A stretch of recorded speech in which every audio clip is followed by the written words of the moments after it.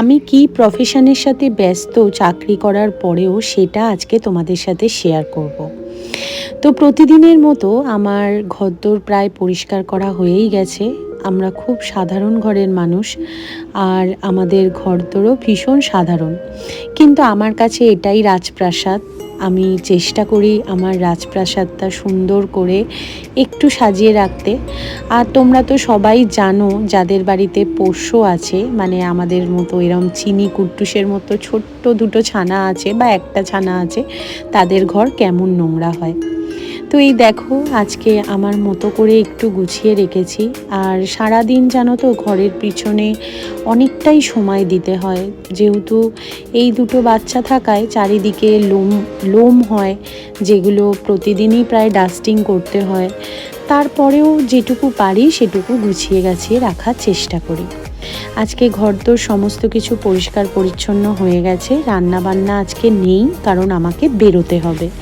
আমি এদের দুজনকে খাইয়ে দাইয়ে দিয়ে তারপর বেরিয়ে যাব নিজের কাজে। তো কুট্টুস দেখো, কুট্টুসের জন্য আমি এখানে ভাত মাখছি। আজকে মুসুরির ডাল আর মাছ দিয়ে ওদেরকে খাওয়াবো। ওদের জ্যান্ত মাছ খাওয়ানোই যায়, তাই একটু জ্যান্ত মাছ ওদের খাওয়াই। আর মুসুরির ডালটা দিলে ভালোই হয়, মুসুরির ডাল ওদের খাবারে চলে। আর দেখো, এটা কিন্তু আমার ফাস্ট করা নেই, এইভাবেই কিন্তু কুট্টুস খায়। আর চিনি দেখো, চিনি কত শান্ত শিষ্ট, কত সুন্দরভাবে পরিষ্কার করে খায়। জানি না, ওর মেয়েটা একটুখানি এই রকমই হয়েছে। এখন তাড়াহুড়ো করে নিজে একটু খেয়ে বেরিয়ে পড়লাম কাজের উদ্দেশ্যে। কোথায় যাচ্ছি সেটা তোমাদের সাথে শেয়ার করি। তোমরা আগের ব্লগেও দেখেছো যে আমি কোন প্রফেশনের সাথে যুক্ত আছি।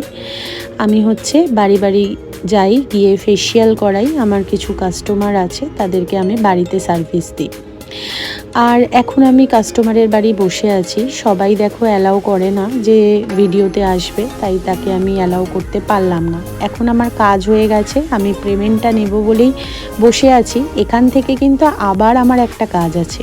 আর দেখো, ওনাদের বাড়িতে সন্তোষীমার এই যে মন্দিরটা আমার ভীষণ ভালো লেগেছে, তাই পারমিশন নিয়েই একটু মায়ের ভিডিওটা নিলাম।